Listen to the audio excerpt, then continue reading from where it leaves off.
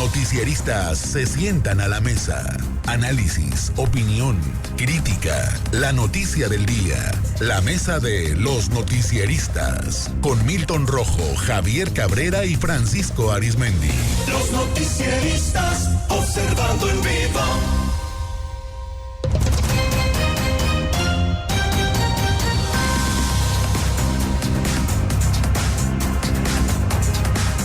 Bueno, ya en la mesa de los noticieristas saludo a Francisco Arizmendi. Francisco, muy buenos días. Muy buenos días, Sinaloa. A Milton Rojo. Milton, muy buenos días. Muy buenos días. A Javier Cabrera. Javier, bienvenido. Buenos días. Muy buenos días al auditorio. Gracias, Javier. Bueno, pues no hay plazo que no se cumpla ni fecha que no se venza, dicen, o viceversa. El día de hoy, en más de una decena de estados de México, desde los primeros minutos de este lunes 19 de agosto, trabajadores del Poder Judicial arrancaron, desde ayer, el paro de labores en protesta contra la iniciativa de la reforma al sector. Las protestas se arrancaron en Ciudad de México, Aguascalientes, Baja California, Campeche, Chiapas, Coahuila, Estado de México, Guerrero, Jalisco, Michoacán, Morelos, Nuevo León, Tlaxcala, Puebla, Zacatecas y Sinaloa, también Sinaloa. Si bien se convocó a la participación de diversos foros relacionados con la reforma constitucional, lo cierto es que se hizo caso omiso a las observaciones y propuestas que advierten la inviabilidad de la iniciativa, en específico del voto popular a juzgadores, dijo Víctor Manuel López Martínez, secretario del primer tribunal colegiado en materia del trabajo en Cuernavaca. En Acapulco, trabajadores se reunieron al interior del primer tribunal colegiado, también en materia penal y administrativa, en un acto que se realizó en el tercer tribunal colegiado civil y del trabajo con sede Chilpancingo. También se inició el paro, también en Veracruz, Ciudad de México, Coahuila y Tamaulipas. En Saltillo hubo plantones pacíficos, pero prácticamente en todo el país. Aquí en Sinaloa, también hace un rato se confirmaba nuestro compañero Martín Gastelum que para garantizar los derechos de los trabajadores que se respeten, personal de la jurisdicción Culiacán se declararon en paro laboral por una semana. Declararon inhábil la semana comprendida del 19 al 23. En un comunicado difundido en sus redes sociales, avisando a abogados, dan a conocer esto. Se realiza en el marco del paro nacional en defensa de los derechos laborales, independencia judicial, la carrera judicial y la división de poderes, sobre todo en ejercicio de su derecho a protestar en contra de la reforma constitucional. Se establece que los artículos 9, fracción 13, 14 y 10 del Acuerdo General del Pleno del Consejo de la Judicatura Federal, entre otros, afecta a sus derechos. Se declara que por causa de fuerza mayor deciden declarar como días inhábiles del 19 al 23 y avisan a toda la población, Javier. Así, este cariz que está tomando en la recta final de las actuales legislaturas federales, por cierto, porque ya vienen las próximas y viene una nueva presidenta también al país. Bueno, se dice que esto paro que se había dicho que se iba a analizar previamente, parece que se aceleraron los tiempos de irse a la suspensión de actividades en casi todo el territorio nacional. Bueno, eso tiene que ver porque hay una argumentación que los nuevos dictámenes de la iniciativa de reforma le han incrustado otros elementos que no están muy de acuerdo. Recordar que incluso los miembros del Poder Judicial de la Federación hace algunas semanas habían convocado aquí a una rueda de prensa para dar sus puntos de vista.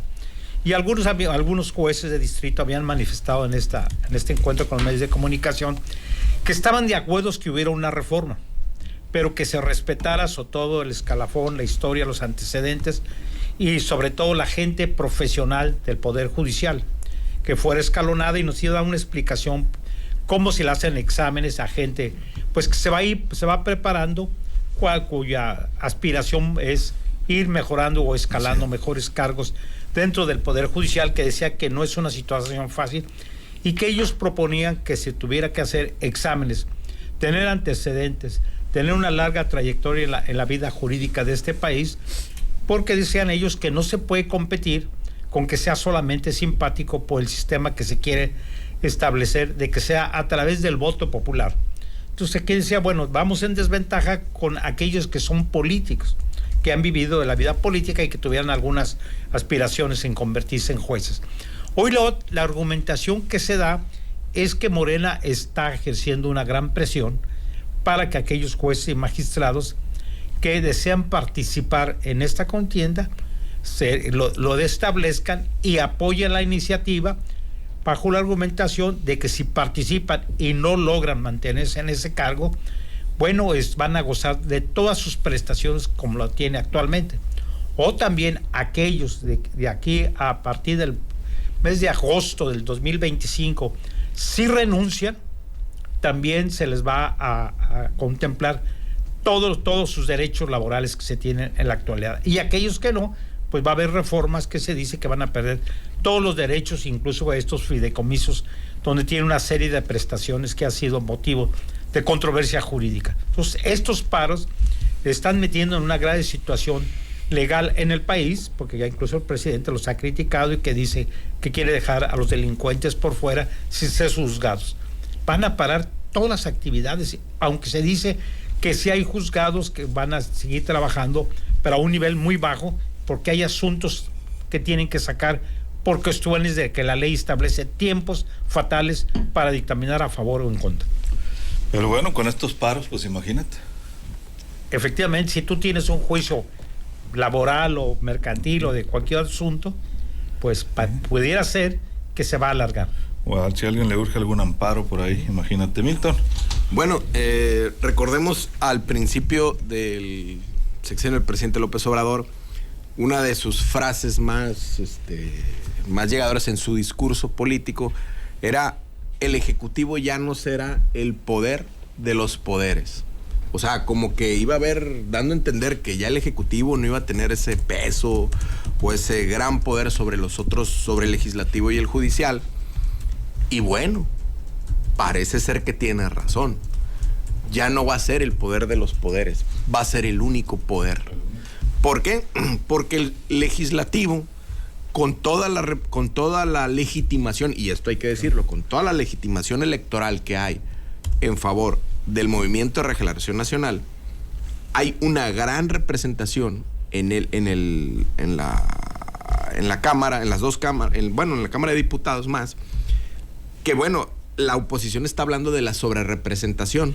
Dice: espérate, están representados de más, aguanta, o sea, los equilibrios no dan para tanto y esto. Lo que no entiende la oposición es que ya se acabó el régimen de la transición, o sea, el régimen de los equilibrios. Ahorita la ciudadanía dio un voto masivo a una expresión política, y esa expresión política hace que esas cámaras se supediten al poder presidencial. ¿Por qué? Porque fue en su mayoría los ejecutivos de los estados y el Ejecutivo Federal quien puso las listas de los candidatos a los puestos de elección popular. ¿Para qué? Para Senado y para la Cámara de Diputados. Entonces, ese poder legislativo se supedita al poder ejecutivo. ¿Era igual en el PRI? Claro que era igual en el PRI. Pero lo que no pasaba es que el poder judicial, había ciertos mecanismos para elegir magistrados y jueces, y ministros que sí pasaban por lo político, que pasaban por la Cámara y pasaban por el Ejecutivo. El discurso político que trae Morena ahora es pasar por lo electoral a la justicia. Y la justicia son leyes, reglamentos, algo que ya está establecido con normas, leyes, que no la puedes, que quienes la interpreten tienen que tener una capacidad de estudio y una formación en la carrera judicial que no te permite que lo electoral lo valide. Lo electoral puede validar la forma de gobierno, no la interpretación de la justicia. ¿Qué dice Moreno? Es que vamos a cuidar los perfiles. Bueno, vamos a ver si eso es cierto. Pero independientemente, cuando lo político tenga que entrar en juego, la justicia la van a hacer a un lado. Entonces, aquí el tema es que el Poder Judicial es el poder más técnico, porque tienes que recorrer una escalera y conocer el derecho, no nomás que pases y que recibas más votos. Francisco, ¿tu punto de vista? Es muy sencillo. Hay que recordar cuando en su campaña también el presidente López Obrador dijo que sacar petróleo no tenía ciencia, ¿no? Era abrir un hoyo y vámonos. Creo que en el aspecto de agarrar el control total y absoluto del Poder Judicial, que fue lo que le faltó en este sexenio, es lo que se pretende desde el poder, como lo hizo el PRI durante décadas que gobernó, que se cuidaban las formas. Pues es un decir, no había redes, no había tanta información, etcétera. Pero yo recuerdo, Milton, tú que estás muy metido en el tema del Poder Judicial, hubo una elección al interior de la Corte para elegir al nuevo presidente y se tuvo que repetir bastantes ocasiones. La de Luis María, cuando Juan Silva Nieto entrega el poder y quería dejar a Saldívar, bueno, y los ministros no y se si dejaron. recuerdas, este es un reto para el memorioso maestro Milton, doctorando. Doctor. ¿Qué pasó? ¿Quién estaba inclinando la balanza desde fuera con la, vamos a decir, con la influencia que tenía el interior de ese proceso? Y a punto estuvo de poner a su favorito al frente de Carlos Slim. Carlos Slim. Efectivamente. Que después lo puso a Saldívar. Bueno. Hoy glorioso cuatroteísta, ¿no? Y lo puso Calderón, ¿no? ¿Y a qué sector, desde la voz y el pensamiento de López Obrador, pertenecía a Carlos Slim? A la mafia del poder, a la acumulación de capital, a los monopolistas. Muy bien, muchachito, muy bien, jejeje. Ahora va otra pregunta. ¿Y quién ha sido uno de los principales constructores de este sexenio? Bueno, el mayoritario, cuando hay una crisis política en Palacio Nacional, el que hace ¿cómo se dice? Un surco, dijeras tú, es Carlos Slim.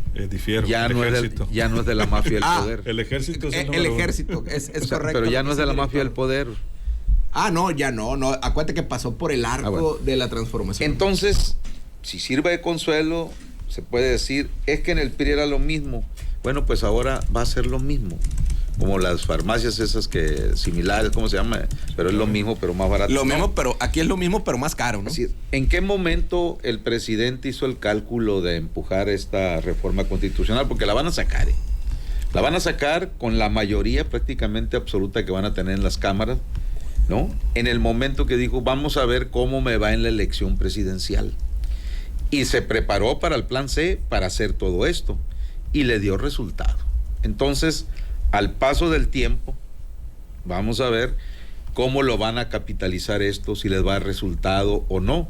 Y finalmente, cada 6 años o cada 3 años, se reforma la Cámara Baja, la Cámara de Diputados Federales, en fin. Ahí es donde pudiera la gente decir, no nos gustó, o sí nos gustó. Eso es lo que hay. Hay que aceptarlo, porque por ejemplo en la mañana, por enésima ocasión, la secretaria de Gobernación, Luisa María Alcalde, ahí en la mañanera, explicó por qué se le va a dar la sobrerepresentación a los partidos mayoritarios que ganaron con toda la elección. Que uno de esos lo va a dirigir ella. Bueno, claro, no, Morena. Y porque a Mario Delgado pues ya le dieron chamba, a Citlali ya el nuevo secretario de la mujer. ¿Por qué? Porque ella mandó el mensaje, esto, en su momento, esta reforma que es la que está vigente, la aprobó el PRI. Sí. Y se aplicó el 2000 y pico, como diciendo, ¿por qué ahora tendrá que ser diferente? ¿Ante qué escenario estamos? El presidente hoy pidió al sector empresarial, dejen de estar presionando al INE ya. Y propuso 5 de los más destacados multimillonarios empresarios de México para que ellos vayan ahí a la mañanera o por fuera ahora y opinen sobre esa situación de la sobrerepresentación. ¿Cómo van a sacar ellos la sobrerepresentación? Primero ahí, ¿la ocupan sacar para qué? Para aterrizar la reforma judicial. Y ayer que pararon y hicieron marcha los empleados, ¿cuál fue la respuesta del presidente? No sean paleros. Así es, nos dice nuestro compañero Martín Gastelum que respecto a esta huelga, sí deben dejar una guardia para salvaguardar a las personas como los que protege el amparo, especialmente en materia de derechos humanos. No lo menciona el documento, dice, pero lo confirmó localmente: protección de derechos humanos, desaparición forzada o detenidos sin orden de aprehensión que se presume violación a sus derechos humanos. Debe de haber una guardia en las instalaciones. Javier. Sí, así está. Pero si recordamos a inicios de esta administración federal, cuando tuvo el encuentro con los miembros del Poder Judicial de la Federación, el presidente de la República, el discurso. Y para aquellos que hoy, pues están a favor o en contra de esta iniciativa, hay que escuchar muy bien cómo se refiere hacia ellos. en una reforma respetuosa, y él dice que no va a intervenir en ningún momento con las decisiones de la Suprema Corte de Justicia y que será respetuoso de todos sus laudos y todas sus resoluciones. Sin embargo, ya vimos cómo entró en una confrontación muy fuerte.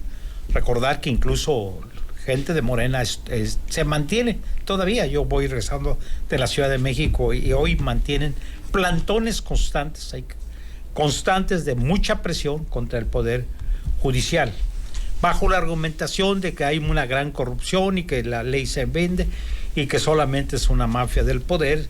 Y bueno, cuando ha habido resoluciones hacia favor de las autoridades federales en su momento, ahí no se dice nada.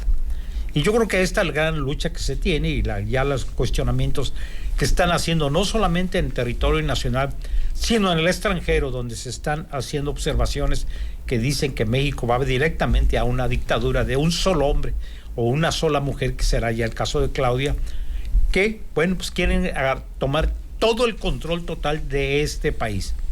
Y esto pudiera ser bajo los esquemas de que se quieren implementar, de hacer unas modificaciones para que jueces y magistrados sean electos a través del voto popular. ¿Cuánto va a costar? Y, primero, la elección, ¿cuánto va a costar? Y también el temor es quién va a llegar a esos cargos, porque se entiende que tiene que ser gente muy profesional, con gran conocimiento en materia de la ley, porque esa es la que va a darle garantía a los ciudadanos cuando son víctimas de algún abuso del poder, sobre todo en este. Y también, bueno, demandas y cuestiones judiciales que tienen que ver con toda la cuestión social y económica de este país, incluso en cuestión de tipo político. Sí, pero a veces también hay, Javier, personas muy preparadas jurídicamente que tienen toda la carrera y no logran las mejores posiciones porque no tienen los contactos, las familias, bueno, los familiares, los amigos, los padrinos políticos que también existen en este poder, lamentablemente. Y por eso hay quienes dicen pues que tiene que haber elecciones, ¿no? Para poner un piso parejo. Eso está por verse, claro, pero ¿no? Aquí, entonces, pero también existe esto en el Poder Judicial. Sí existe, pero... Planes, grupos, mafias también. Pero entonces aquí solamente sería un padrino el que esté en la presidencia de la República. ¿Y el voto de la ciudadanía o quiénes vamos a votar por ahorita? La mayoría tiene son diversos grupos. Sí, sí, claro. Eso ya sería la decisión de una sola persona. Por eso, pero ahorita un hijo de un juez tiene muchas más posibilidades que alguien que no sea hijo de un juez, aunque sea más preparado académicamente para entrar al Poder Judicial. Así de fácil. Aquí el poder es que no llegue a como juez o magistrado. Sí. Alguien que ni siquiera tenga eso no quiere decir que haya que haber elecciones, sí, pero sí debería de cambiar el esquema. Bueno, es lo que dicen, carrera en el Poder Judicial. Aquí en Sinaloa es lo que plantean jueces y magistrados y trabajadores, que haya sí que haya modificaciones, pero que haya un comité de organización quien vaya seleccionando y vaya haciendo exámenes a los mejores perfiles. Así es. Milton. Ahora, precisar dos cosas. Milton, perdón que te interrumpa. Sí. Tú sabes perfectamente bien cómo se maneja el interior de la Corte. Cuando alguien quiere entrar a trabajar, ilústranos por favor brevemente en un minuto. Brevemente, el discurso del político, el presidente López Obrador, de que hay familias enquistadas en la Suprema Corte y que es una familia de reyes, virreyes y principesca la Corte, es cierto. Ahí tienes a doña Olga Sánchez Cordero, ¿no? Que fue su secretaria de Gobernación. Ahí tienes a varias familias que nada más una sola familia, y me lo decía la otra vez, lo he leído en prensa, sí, y me lo comentaba la senadora Imelda Castro. Hay una familia que son casi 190 miembros de una familia que están en el Poder Judicial. Entonces, es un interés prácticamente casi, en muchos casos, familiar. Que sí entra gente con la carrera judicial, sí la hay. Que es valiosa y brillante, claro que sí la hay. Entonces, y lo que decía ahorita Luis, sí es cierto, o sea, si tú quieres llegar y entrar y hacer la carrera, espérate, aguanta, tiene que alguien, o sea, como la mafia, tiene que venir alguien de adentro que dé el aval por ti. Digo, no es tanto así, sí hay mecanismos y todo, pero tiene que haber alguien que te jale, pues, como en todo. Pero ahí sí es... Un puchoncito. Ahí sí es, acá vente, pásale. Y si hay gente muy valiosa que que está defendiendo, que entró a este movimiento, digamos que es de resistencia civil pacífica, o sea, porque sí hay guardias, y hay ahorita nos mandaron la circular de que sí hay guardias para proteger a los ciudadanos, pero ellos están en resistencia. ¿Por qué? Porque es muy sencillo. O sea, un tema tan delicado como es la impartición de justicia no debe de pasar por las urnas electorales. Imagínate, a ver, tú vas a la urna electoral a escoger un gobernante. Si el gobernante no está capacitado, la sufres.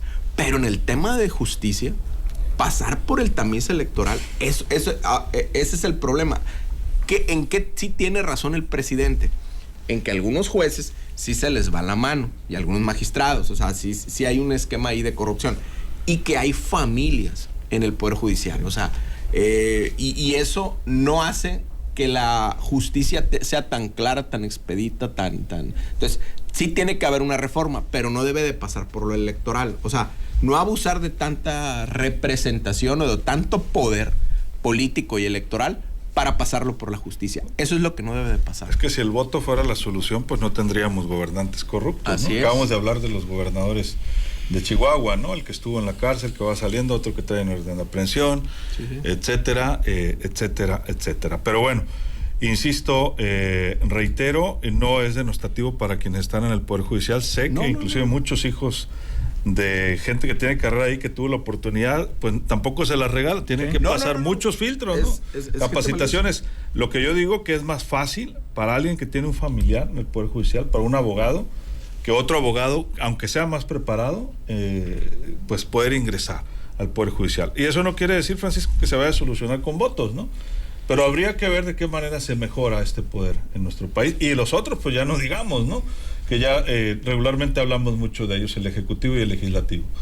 El presidente López Obrador, desde que anduvo en campaña 3 ocasiones presidenciales, siempre cada tanto tiempo sacaba sus libros. Y él ahí decía transparentemente qué iba a hacer cuando llegara al poder. Yo lo leí. Y todo lo que dijo que iba a hacer, lo hizo y lo está haciendo. Desde que él dijo que iba a haber una reforma al Poder Judicial que pasara por el ácido de las urnas, yo dije, lo va a hacer. Y cuando él dice de que debe de respetarse la sobrerepresentación esa que le van a dar a la mayoría de los partidos que ganaron, le van a dar más según, se va a hacer, porque así se hizo anteriormente en una reforma que empujó el PRI. Entonces no tengamos duda, la reforma judicial se va a hacer en cuanto el INE falle de que es correcta la sobrerepresentación que dicen ahora que va a haber. ¿Por qué? Porque así lo establece puntualmente la Constitución. Que a mucha gente no le va a gustar es otra cosa, pero ahí está. ¿Quiere el ciudadano que esté inconforme que esto cambie? Bueno, pues hay que esperar 3 años para una elección para diputado federal. En fin, esa va a ser la única manera. Y la otra, si las cosas le sale bien a Morena en esta reforma, pues es lo más seguro, ¿no? Pues va a seguir sí, una cosa es que le salga bien, pero sobre la marcha, si mejora la impartición de justicia, si se nota, ¿verdad? Si se nota algún beneficio, pues entonces Morena va a seguir capitalizando. Bueno, eso sí lo dudo, ¿no? Bueno, entonces que le vaya bien, ¿no? Bueno, entonces todo esto tiene su juego. ¿Cuántos años van a pasar? No sabemos, pero esto es lo que hay ahorita. Guste o no, esto va a salir tal como el presidente López Obrador la cantó cuando puso en operación su plan C para obtener todo esto, y él dijo que en el mes de septiembre ya de salida iba a plantear al Congreso y a la Cámara de Senadores esta situación. ¿Y quién está defendiendo este posicionamiento del presidente López Obrador? Y está con él Claudia Sheinbaum. Claudia Sheinbaum, a todo lo que da. Acaba de decir, acaba de pedir no temerle a la democracia ante el paro de labores del Poder Judicial, y rechazó que la reforma en la materia implique que Morena vaya a nombrar a los jueces. La propuesta lo que busca es un mejor sistema en nuestro país y no hay que tenerle miedo a la democracia, dijo. 30 segundos, Javier. Bueno, ya estamos viendo esta confrontación entre miembros del Poder Ejecutivo Federal y el Poder Judicial de la Federación. Pero también porque hay un gran temor, no solamente el problema es de jueces y magistrados, sino todo el personal que ahí labora. Esa es la situación, porque hay una presunción de que se quiere hacer totalmente limpiar todo el Poder Judicial. Entonces todos aquellos trabajadores que han empezado desde abajo, que están estudiando, que siguen superándose y que tienen aspiraciones de ir escalando, esa es la gran temor o la incógnita. ¿Qué va a pasar con ellos? ¿Qué va a pasar con ellos, ¿no? O sea, ¿cuál va a ser el sistema? ¿Quién va a hacer la evaluación? ¿Les van a dar oportunidad? Entonces ellos dicen, a nosotros ir a una contienda, a una votación, bueno, pues nos van a ganar quien sea más popular, que anda en las calles, ¿no? Aquellos que tienen carisma para mover masas. Nosotros no nos dedicamos a O eso. apoyos para estrategia de campaña. Así es. Marketing, político. Efectivamente, nosotros somos partidos de justicia. Entonces hay que verlo desde abajo.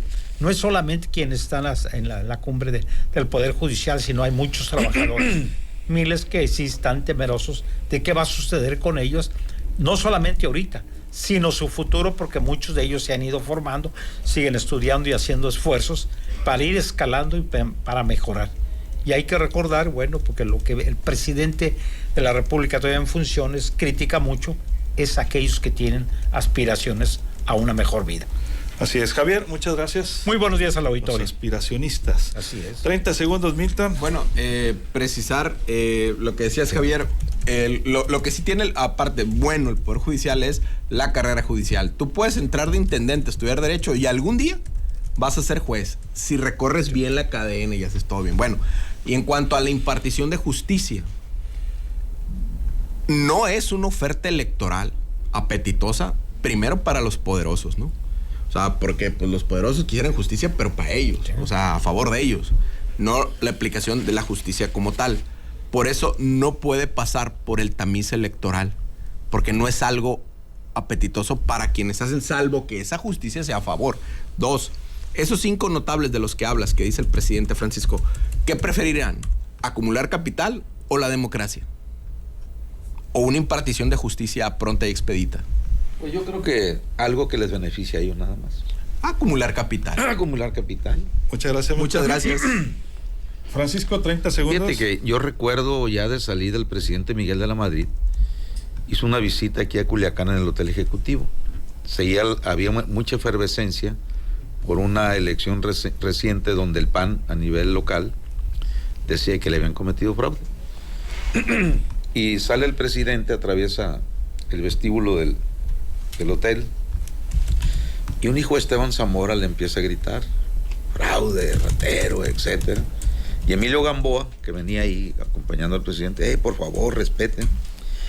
Y cuando ya lo tiene frente a frente, el muchacho, me pensé que era Esteban Zamora Jr., le grita, igual, rateros, mapaches. Y Miguel de la Madrid, sin perder el paso, el presidente de la República, sonriente, voltea y le dice, suelte para la próxima. Pero así con la vocecita que tiene, suelte para la próxima.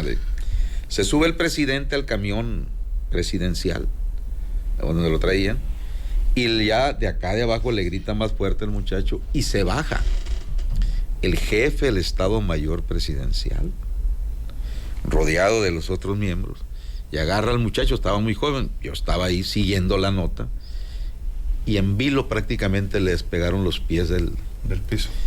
Y le dijeron, le vuelve usted a gritar así al presidente y va a ver. No lo golpearon, pero el muchacho se quedó. Sí, claro. Yo publiqué la nota en 1+1, yo era corresponsal. Esa frase de suerte para la próxima, burlona, de Miguel de la Madrid, a lo mejor se las van a aplicar hoy por hoy a los de la oposición. Claro. Suerte para la próxima, porque la oposición, llámese los beneficiados de la hermana república y del cártel de los plurinominales, ellos siguen simulando que les duele mucho lo que está pasando, pero ellos ya aseguraron curules en la Cámara Baja, escaños en el Senado. Es lo que hay. El problema es cuándo va a ser la próxima para la oposición. Efectivamente, así es. Bueno, aprovecho antes de despedirnos para reiterar nuestro sentido pésame a la familia del ingeniero Rafael Borbón Ramos, quien falleció anoche. Nos confirmaban pues sus familiares y amigos. Mandamos nuestro pésame a nombre del grupo Vibra Medios, los noticieristas, nuestro amigo director Roque Mascareño, y también pues nos unimos al pésame que lanza el sindicato de trabajadores de la industria de la radio y la televisión, el STIR. Y bueno, pues ya platicábamos de la historia, ¿no?, de trabajo de Rafael Borbón. Ya nos daremos, si quieren, en la noche algún momentito para platicar también al respecto. Será velado en San Martín, Montebello, a partir de las 10 de la mañana. Soy Luis Alberto Díaz, muy pendientes.